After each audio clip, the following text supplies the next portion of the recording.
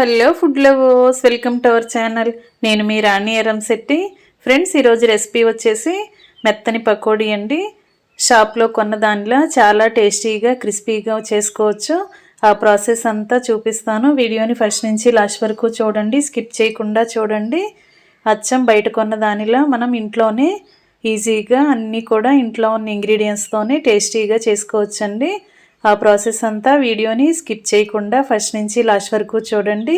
అలాగే ఛానల్ని first time watch చేసిన వారు సబ్స్క్రైబ్ చేసుకుని పక్కనే ఉన్న బెల్ బటన్ క్లిక్ చేయండి. నేను పెట్టబోయే రెసిపీస్ అన్నీ డైలీ మీ ఫోన్కి నోటిఫికేషన్కి వస్తాయి. ఓపెన్ చేసి చూడండి, నచ్చిన రెసిపీస్ని ఫాలో అవ్వండి. ఇంకా ప్రాసెస్ స్టార్ట్ చేద్దాం. ముందుగా 1 కప్పు నిండా ఉల్లిపాయ ముక్కలు తీసుకోండి. ఉల్లిపాయలు అనేవి ఇలా సన్నగా చీలికల్లా పొడవుగా కట్ చేసి తీసుకోండి.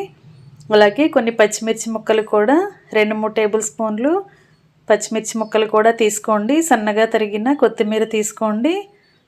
అలాగే కొన్ని కరివేపాకులు కూడా తీసుకుని సన్నగా కట్ చేసుకున్న అల్లం ముక్కలు కూడా తీసుకోండి. ఇంగ్రీడియంట్స్ అన్నీ కూడా రెడీగా పెట్టుకున్నాం కదా. ఇప్పుడు మిక్సింగ్ బౌల్ తీసుకొని దానిలోకి మనం తీసుకున్న ఇంగ్రీడియంట్స్ అన్నీ యాడ్ చేద్దాం. ముందుగా ఉల్లిపాయ ముక్కల్ని గిన్నెలోకి వేసేసుకోండి. దీనిలోకి టేస్ట్కి సరిపడా సాల్ట్ వేసుకోండి. సాల్ట్ అంతా కూడా ఉల్లిపాయలకి బాగా పట్టించండి. ఇలా చేత్తోని ఉల్లిపాయ ముక్కల్ని ప్రెస్ చేస్తూ కలిపినట్లయితే ఆనియన్స్ నుంచి వాటర్ అనేవి రిలీజ్ అవుతాయండి. అంతవరకు కలుపుకున్న తర్వాత పచ్చిమిర్చి ముక్కలు కూడా యాడ్ చేయండి. అలాగే కొత్తిమీరను కూడా వేసుకోండి. కరివేపాకును కూడా తీసుకుని చిన్న చిన్న ముక్కలుగా కట్ చేసి వేసుకోండి. ఇప్పుడు అల్లం ముక్కలు కూడా వేసుకుందాం.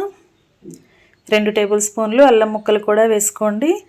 అలాగే 1/2 టీ స్పూన్ పసుపు కూడా వేసుకుని 1/2 టీ స్పూన్ కారం వేసుకోండి. స్పైసీగా కావాలి అనుకుంటే కారం అనేది కొంచెం ఎక్కువగానే యాడ్ చేసుకోవచ్చు. కానీ షాప్లో కొన్న దానిలాగా ఎల్లో కలర్లో రావాలి అంటే కారాన్ని స్కిప్ చేసి మనం కారానికి బదులుగా పచ్చిమిర్చిని అల్లం ముక్కల్ని మాత్రమే వేసుకున్నామంటే పకోడీ అనేది ఎల్లో కలర్లో కనిపిస్తుంది. స్పైసీనెస్కి మీకు తగ్గట్టుగా యాడ్ చేసుకోండి. కారం కానీ అల్లం పచ్చిమిర్చి ముక్కలు కానీ ఇలా మొత్తం అన్నీ మనం వేసిన ఇంగ్రీడియంట్స్ అన్నీ ఉల్లిపాయకి బాగా పట్టేంత వరకు కలపండి. ఇప్పుడు మనం ఏ కప్పుతో అయితే ఉల్లిపాయ ముక్కల్ని కొలిచి తీసుకున్నామో అదే కప్పుతో కప్పు నిండా శనగపిండి తీసుకుని వేసుకోండి. దీనిలోకి 2 టేబుల్ స్పూన్లు పొడి బియ్యం పిండి వేసుకోండి. ఇలా పొడి బియ్యం పిండి వేయటం వల్ల పకోడీ అనేది క్రిస్పీగా వస్తుంది. అలాగే 1/4 టీ స్పూన్ వంట సోడా కూడా వేసుకుని ఇవి 3 కూడా ఉల్లిపాయలకి బాగా పట్టేంత వరకు కలపండి. ముందుగా మనం ఆనియన్స్ని సాల్ట్తో కలిపాం కదా, వాటర్ అనేవి వచ్చాయి కదా, ఆ వాటర్తోని పిండిని చాలా వరకు కలపండి. చాలా వరకు కలిసిపోతుందండి.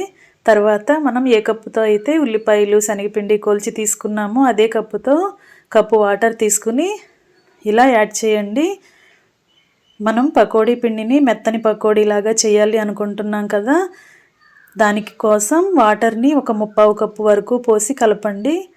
పిండి అనేది మరీ గట్టిగా ఉండకూడదండి. గట్టి పకోడీలాగా గట్టిగాను ఉండకూడదు, అలాగని మరీ జారుగా కూడా కలపకూడదు. ఇలా మీడియంగా కలుపు తీసుకోండి. ఈ విధంగా కలపండి. వాటర్ అనేవి 1/3 కప్పు వరకు పట్టేయండి. అంతవరకు కూడా కలిపి పిండిని ఇలా రెడీ చేయండి. మనం పిండిని కొంచెం కొంచెంగా తీసుకుని వేసుకున్నట్లయితే పకోడీ అనేది ఉండలాగా ముద్దలాగా రాకుండా ఇలా కొంచెం పల్చగా రావాలి. ఈ విధంగా కలిపి తీసుకోండి. ఇంకా స్టవ్ ఆన్ చేసి కళాయి పెట్టుకుని డీప్ ఫ్రైకి సరిపడా ఆయిల్ పోసుకోండి. ఆయిల్ కాగిన తర్వాత ఫ్లేమ్ మీడియంలోకి అడ్జస్ట్ చేసుకుని కలిపి పెట్టుకున్న పిండిని కొంచెం కొంచెంగా తీసుకుంటూ ఇలా ఆయిల్లో పకోడీలాగా వేసుకోండి. ఫ్లేమ్ అనేది మరీ హైలో కూడా పెట్టొద్దు, మరీ లోలో కూడా పెట్టొద్దండి. మీడియంలో పెట్టుకున్నట్లయితే పకోడీ అనేది లోపల వరకు కూడా చాలా క్రిస్పీగా ఫ్రై అవుతాయి. లేదంటే లోపలంతా కూడా మెత్తగా అనిపిస్తుంది. అందుకే ఇలా మీడియం ఫ్లేమ్లో పెట్టుకుని పకోడీని ఇలా గరిటెతో 2 వైపులకి కూడా టర్న్ చేసుకుంటూ ఈవెన్గా ఫ్రై అయ్యేంత వరకు ఫ్రై చేయండి. ఇలా క్రిస్పీగా ఫ్రై అయిన తర్వాత ఆయిల్ నుండి తీసేసుకుందాం. ఫ్రెండ్స్, ఛానల్ని ఫస్ట్ టైం వాచ్ చేసిన వారు సబ్స్క్రైబ్ చేసుకుని పక్కనే ఉన్న బెల్ బటన్ క్లిక్ చేయటం మాత్రం మర్చిపోకండి.